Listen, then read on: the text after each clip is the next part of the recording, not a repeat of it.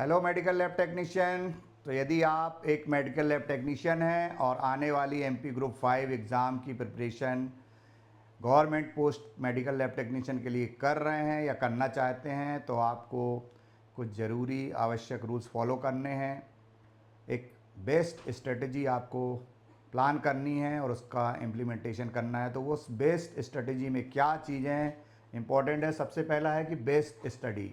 आपको सिलेबस को complete cover करते हुए, सिलेबस को समझते हुए, उसके सभी टॉपिक्स पर आपको सबसे अच्छी स्टडी करना है, कंप्लीट स्टडी करना है। दूसरा पॉइंट्स है बेस्ट प्रैक्टिस। कंप्लीट सिलेबस या कंप्लीट यूनिट्स को कवर करने के बाद उस यूनिट्स में क्या क्या ज़रूरी कॉन्सेप्ट हैं, क्या आवश्यक बहुत एसेंशियल चीज़ें हैं, कौन सी कमज़ोर टॉपिक्स हैं, उन सबको आपको कवर करना है। तो उसके लिए आपको बेस्ट प्रैक्टिस करना है। बेस्ट प्रैक्टिस में आपको उसके एमसीक्यूज़ क्या बन सकते हैं, कौन सा क्वेश्चन आ सकता है, पिछली बार कैसे क्वेश्चन आए, इन सब चीज़ों पे आपको फोकस करना है।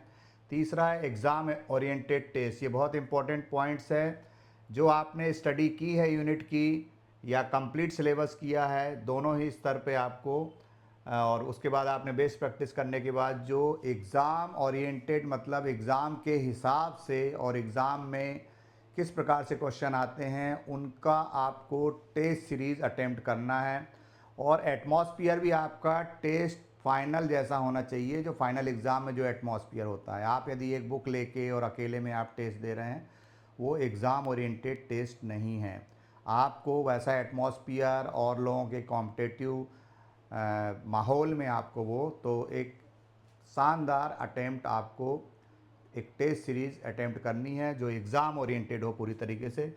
नेक्स्ट है टेस्ट एनालिसिस। अब उस टेस्ट को देने के बाद उस टेस्ट का पूरा एनालिसिस एक एक क्वेश्चन पर करना है। वीजी एलाइड बैच की जो एलाइड टेस्ट सीरीज़ है, उसमें हम टेस्ट के बाद कंप्लीट एनालिसिस एक एक क्वेश्चन पर कराते हैं। ठीक वैसा ही आपको करना है। उसके बाद रिवीजन। जब आपके ये 4 पॉइंट्स क्लियर हो जाएं तो आपको फुल रिवीजन करना है, unit wise, important topics wise complete revision की। अब आपसे वो पूरे आपके माइंड में सेट हो जाना चाहिए पूरा सिलेबस और पूरी स्टडी। उसके बाद फाइनल रिवीजन। फाइनल रिवीजन में फिर हमको नई चीज़ें बिल्कुल नहीं पढ़नी है। जो आपने पूरी तैयारी कर ली है उसी को आपको फिर रिवाइज करना है। मेन चीज़ों को ज़्यादा फोकस करना है क्योंकि उस समय आपके पास कम समय रहता है। तो इस तरीके से आप इन स्ट्रेटजी को यदि फॉलो करेंगे तो आपको सिलेक्शन के चांसेस ज़्यादा रहेंगे, ज़्यादा स्कोर आप कर पाएंगे। तो अगर आप वाकई में ग्रुप 5 के लिए सीरियस हैं तो इस स्ट्रेटजी को आप फॉलो करिए और इसके जो पॉइंट्स हैं उसको इम्प्लीमेंट करिए और फिर आप रिज़ल्ट जो आएगा, जो इम्प्रूवमेंट आएगा, उसके बारे में ज़रूर बताइएगा। Thank you very much.